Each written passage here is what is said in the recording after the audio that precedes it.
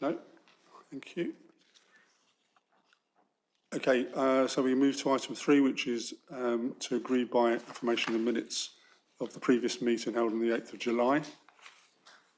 Everybody support that? Agreed. Thank you. There are no urgent items to bring. I'd like to propose a change in the order of business from that in your formal agendas, and that's to bring forward items 7 and 9 so they can be considered earlier in deference to our guests for those who are here to speak on those items. I second that proposal. Is everybody happy with that? Yeah. Thank you. Okay, so taking that, we'd like to move to item 5 first, which is the internal audit progress report, and hand over to Rachel Jarvis to talk us through that. Thank you, Chair. This report is our internal audit process progress report, so the standard report, just to update everybody on the position on internal audit so far this year. It also includes the final audit, which was outstanding for the previous year's audit for completeness.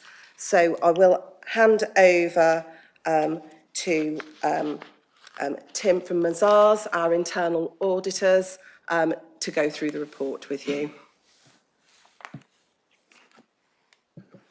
Yes, thank you. Well, as Rachel has mentioned, the report summarises the progress that we've made so far on this year's plan. It also has a summary of all of the final reports that we've issued since the last meeting in July. That includes environmental health HMO licensing, which is the last outstanding report from the 24-25 plan. We have also issued 2 final reports from this year's plan, 25-26, which are homelessness and temporary event licensing, both of which are moderate opinions. There is an overview of the plan in section 2 of the report. That gives a snapshot of where we were with the plan on the 30th of October. You may notice that quite a lot of the planned start dates in there are either September or October 2025. So there has been a fair bit of movement since the 30th of October when this report was compiled. So of the 3 reports that are listed as in review, those have now all been issued in draft. And one of the audits that's listed as planning, utilities and energy management, is now in field work. So that means we've issued draft or final reports for half of the audits in this year's plan. And there are 3 audits remaining that are still in planning. I think that's more or less the executive summary. So if you have any questions, I'd be happy to answer. Any questions from members?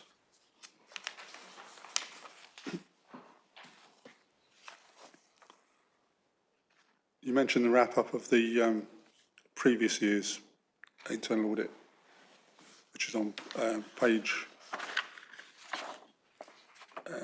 16. Is that, were there any key issues that you wanted to raise with that?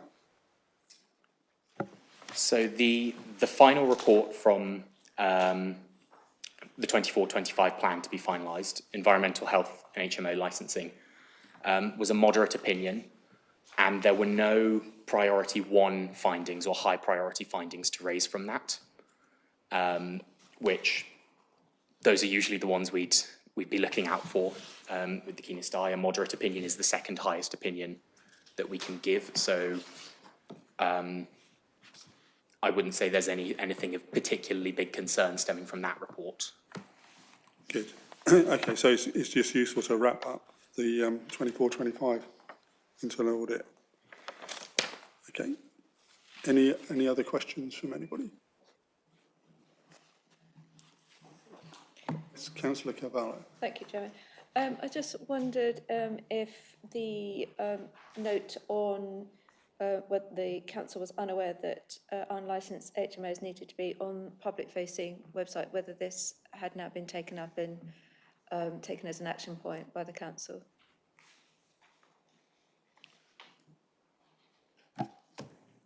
Yes, I mean, I can confirm part of the whole arrangements around internal audit and the governance is management conversations, and that we immediately action any items found.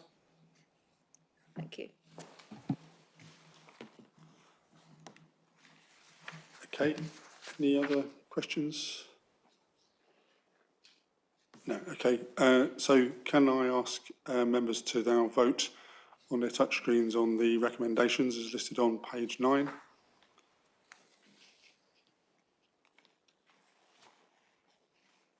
Okay, so that's carried unanimously. Thank you.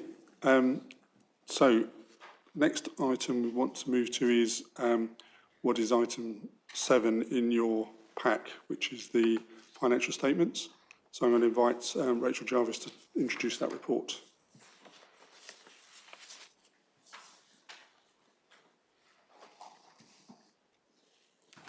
Thank you, Chair. So this report concludes the work of the external audit on the 24-25 accounts. And in the cover, we are just trying to pull out some of the adjustments required and provide some background to them. Just like to highlight that, we're really pleased that it has been a positive audit and there have been no significant findings. We are still in backstop arrangements, which Hassan will talk to you more about. And as we unwind those, we will gain more assurances. But we have been able to meet all our deadlines and have had an effective audit this year. So I will hand over to Hassan to go through the report in more detail. Thank you, Rachel.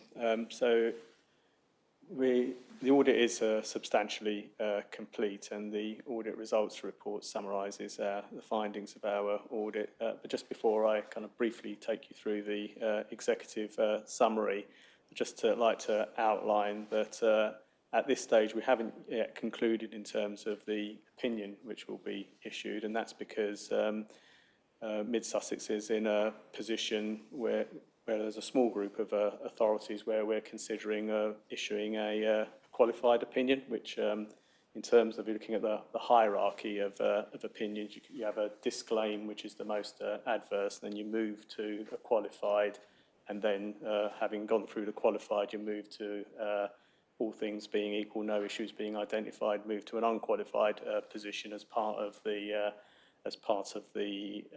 rebuilding of assurance, and that's set out in our Appendix A. So as I said, it's a positive thing that we're having those conversations about looking to see if we can move a year earlier, in effect, to moving to the qualified position. So we are there's consultations ongoing with the sector and regulators, and also within our own professional practice directorate. Those consultations haven't yet concluded, but when they do, I'll provide an update via Rachel in terms of where we're landing on that particular aspect. But as I said, it's a good position that we're actually having those kind of conversations in relation to the position of Mid Sussex. As members may be aware, that as part of the reset, we did issue a disclaimer opinion in 22-23. Last year for 23-24, as highlighted within Appendix B, we completed all the procedures which we were planning to do, and we set out in Appendix B for 23-24. You can see the the assurance levels that we got for the different elements of the accounts. And this year we've likewise completed all our planned procedures, and again in Appendix B it summarises the assurances, and that's why we're having those conversations as to whether we can move earlier to getting to a qualified position, which would then lead to the the rebuilding of assurance. And on the value for money side, which is the other aspect of our reporting, there are no significant weaknesses to report on, which again is a good position. So that just provides the kind of overarching context. I'll just talk you through the executive summary now. So that's your page 40. So within that, we highlight scope updates. So what we're outlining there is that in our audit plan, we communicated the materiality level that we'd be using as at that particular point when we were undertaking our planning procedures. Having received the draft financial statements, we updated our materiality levels, and there was a small increase in the materiality levels that we used to undertake the audit, and they're summarised there within the scope update. The status of our work is, as I said, substantially complete. So the remaining areas are part of the closing procedures, which we would get once we get the final signed version of the accounts and annual governance statement and receiving the letter of representation. On your page 41, we highlight there the audit differences that we identified during the course of the audit, which Rachel has already touched on. There's one unadjusted misstatement which relates to pensions asset, and that was in respect of the assurances that we received from the pensions fund auditor. So having undertaken their procedures, they highlighted that there was a difference. Mid-Sussex share of that difference would result in a 0.398 million adjustment to the accounts, but because that is based on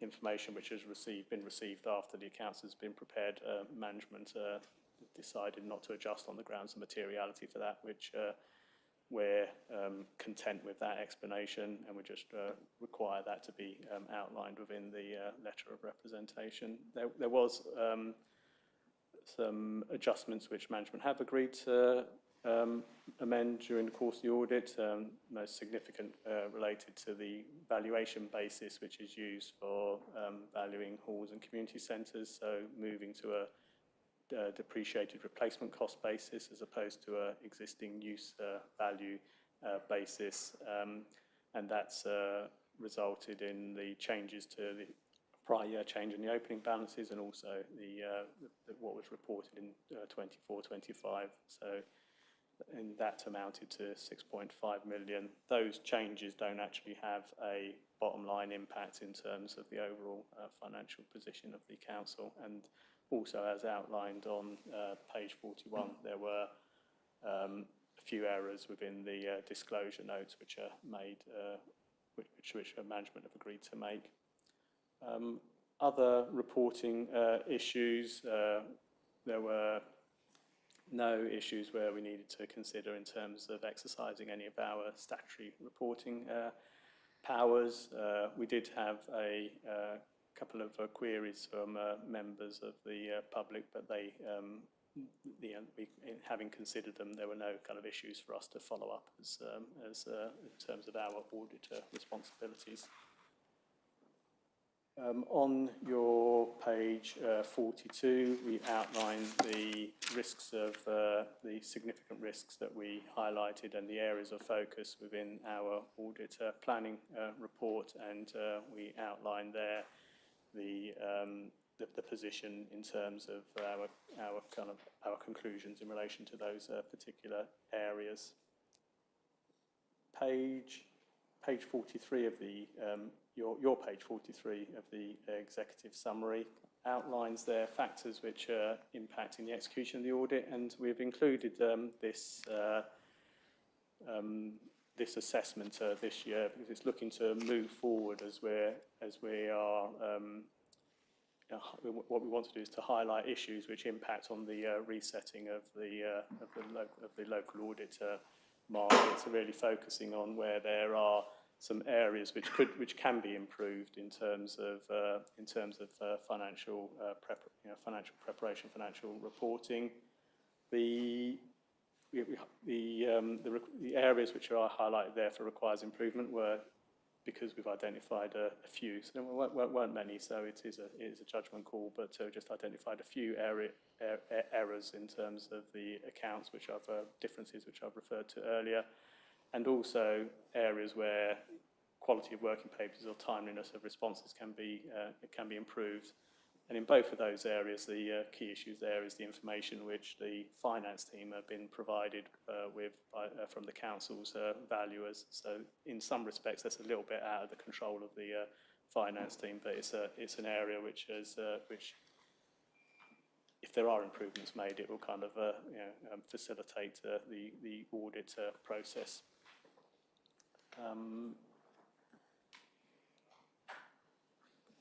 Section 2 of the report provides more details in terms of the significant risks and the areas of focus and our response to those particular issues, as I've just highlighted in summary in the executive summary. And then, as I've mentioned, and within section 5 of the report, there are further details on the audit differences. And then, as I mentioned previously, on Appendix B, we list out the areas of the account areas and the levels of assurance that we received in undertaking the work which we have undertaken. Happy to take any questions if members have any questions. Thank you. Yeah, I think so. If I paraphrase you, essentially, we're moving up the scale in terms of improving the status of the council's accounts, and you're still debating whether we get a disclaimed opinion or a qualified opinion this year. That's correct. And as I said, maybe to some people it sounds as if a qualified opinion is worse than a disclaimed, but in the hierarchy of it, you're actually moving up if you're going to a qualified opinion. So if we land there, then that'll be Mid Sussex being earlier within that particular progress to full assurance as outlined in Appendix A of the report. Right. But we're being asked to approve these accounts at this meeting, and so I'd like to just ask members if they've got any questions on the accounts that are before you.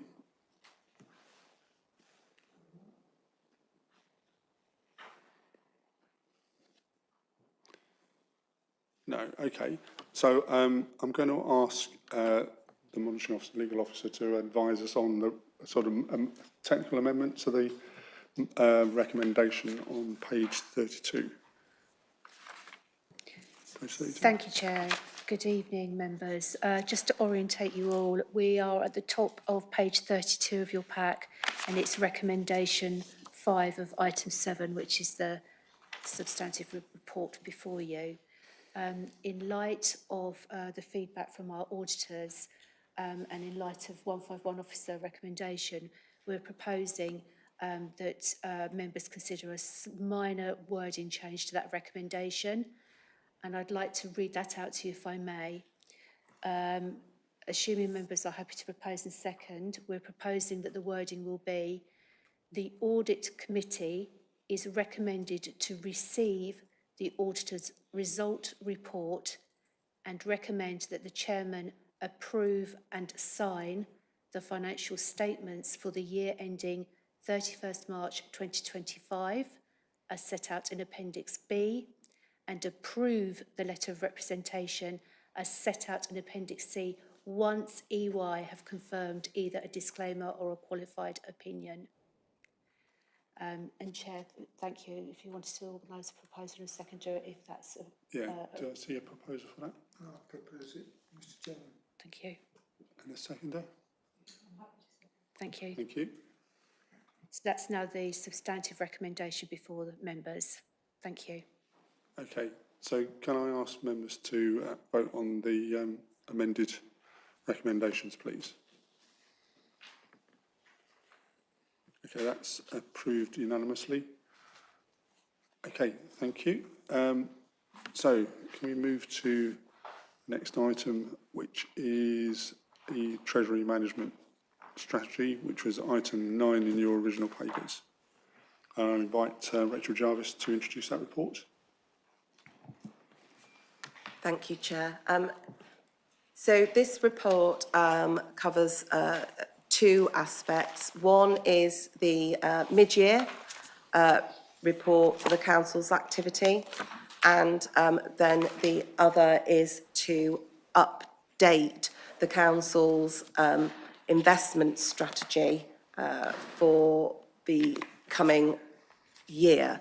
So I'll hand over to Joel from our shared service at Ada and Worthing to present the report. Thank you, Rachel, and good evening, members. I don't often get to come up to Mid-Sussex, so it's good to see you all, and particularly Rachel, in person. So as Rachel set out, there's two key reports here before you. I guess the key theme of both reports is that generally the council's in a very strong position. With regard to treasury management, it has significant cash available for investment, from which it is able to derive a return, and this likely supports the work of the council, depending on how you choose to deploy it. The treasury management strategy statement and annual investment strategy sets out the key prudential indicators and outlines broadly how the council's capital plans will influence borrowing and investment requirements over the next 3 years. It sets out our approach to managing investment and debt balances while addressing the risk appetite concerning which investment counterparties you choose, the balances you hold, and how long you choose to place them for. Very happy to take any questions. However, Joseph Saville, who would normally attend this committee, has since retired after authoring the report. So I'll endeavour to answer any questions. I may need to take more away than had I authored the report. Thank you. Right, so any questions from members? I'd just like to ask, I think we're looking to extend the strategy for lending money to other local authorities. Rachel, would you like to comment on that? Thank you, Chair. Yes, this is just around security and yield, and currently we lend for 1 year, and this would extend it to 2, which may allow us to secure for a longer term some returns, higher returns on investment. I'll hand over to Joel to add anything there. Thank you. Yeah, if I can just add a little bit the rationale. The Public Works Loan Board, who kind of lead the market for council borrowing, is linked to the gilt rate, which is essentially UK government bonds. And as UK government bonds are elevated compared to bank rates at the moment, the local authority market is quite an attractive market. So the reason I would say explore a 2-year is because actually that market comparative to banks or building societies is healthy in terms of return at the moment, because it responds much more to the gilt rate than to the underlying interest rates. Thank you. Yeah, I think that's worth understanding. I mean, certainly with the perspective is that interest rates are declining over the next few years. Presumably there's an advantage to us to potentially lending to other local authorities for a slightly longer term than we might have done in the past. Yeah, absolutely. There's somewhat of an elasticity between interest rates and the borrowing rate emerging. So this would enable us to take advantage of that. We do due diligence checks on the counterparties we look to invest in, such as looking at news postings, looking at their accounts, checking they're not under any sort of government intervention. So you can have some confidence over their financial performance over that term. Thank you. Any other questions from any other members? Okay, can we move to a vote on this item? And we're looking at page 203, the recommendations in that section.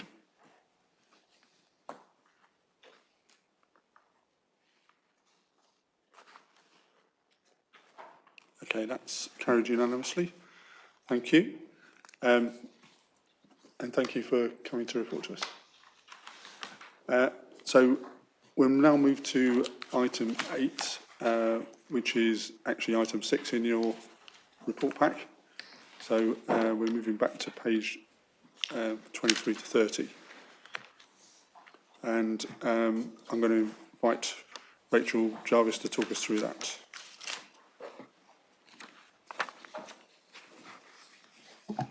Thank you, Chair. So this is the update to our risk management policy that we do annually ahead of next year's management of the budget and operations of the organisation. So it hasn't materially changed this year after we did a quite comprehensive review last year. So it has just been changed for some minor administration. But as is proper practice, it's presented here annually. So if you've got any questions. Okay, so what we're doing here is approving the overall risk management policy. The risks themselves we consider at the next meeting, I think, so that we can actually see how the tools that are described in this document are applied to the council's strategic risks. That's correct. Okay, any other points from anybody? Okay, can we move to vote then on the recommendations as on page 23? Okay, that's carried unanimously. Thank you. So we now move to item 9, which is item 8 in your report, pages 191 to 202, which is the council's capital strategy. And I'll invite Rachel Jarvis to talk us through that one, please. Thank you, Chair. So this is again the annual update to the Council's capital strategy. Again, following substantial review in previous years, there is not significant amendment to it. We just review to keep it current, and then this will form part of the corporate plan and budget. So, yeah, I'll invite any questions. Right, so, are there any questions on the capital strategy? And it's a rolling plan, isn't it? So we've got not just really for 1 year, but this is basically ensuring that the council's actually got the capital to invest in various initiatives it wants to do. And I think the programme is on pages 200 to 201 really. Sorry, 199 to 200. And you can see there what we're planning to spend money on. Is there any questions? I've just got a question around the section 106 commitments where they've been time barred. So I know in the financial statements you've split the section 106 into current year contributions, I think just over 5 million, but we've also got quite a substantial amount that are sitting as time barred.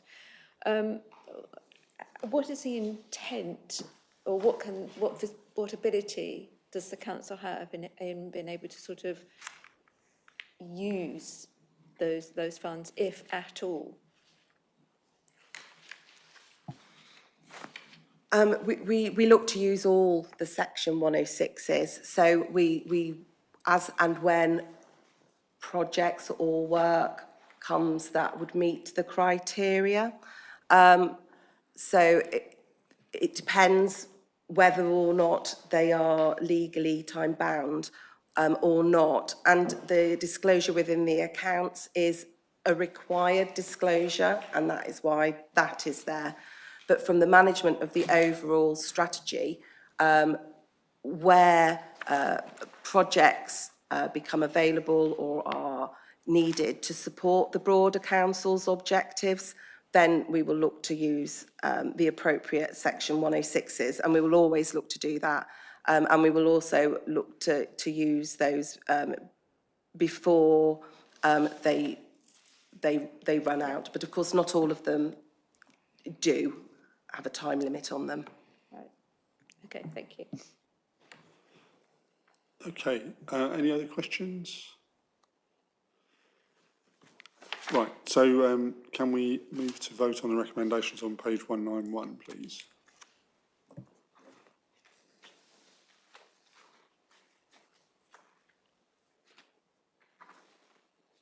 Right, that's carried unanimously. Thank you. And then we'll move to item 10, which is the Audit Committee work programme for the next year. And I'll invite Rachel Jarvis to talk us through that, please. Yes, thank you, Chair. So this is our work programme, which covers our March meeting. I would just refer you to the last item, which is the external audit timetable, and that will be subject to it being available by March. If it's not, we would bring it to a later committee. The other items on there are standard items in terms of we would always look to bring an internal audit update. And as discussed earlier, we have the operational and strategic risks on there. And March every year, we look to bring the annual governance statement to this committee for review. Okay, so we have training session on 16th of December, is that right? Yes, that is correct. That is the Treasury Management annual training. Very good. Members can note that. Got it in your diary. Very good. Okay, any other questions on the work programme? No? Okay, so can we move to vote on the recommendations on page 245?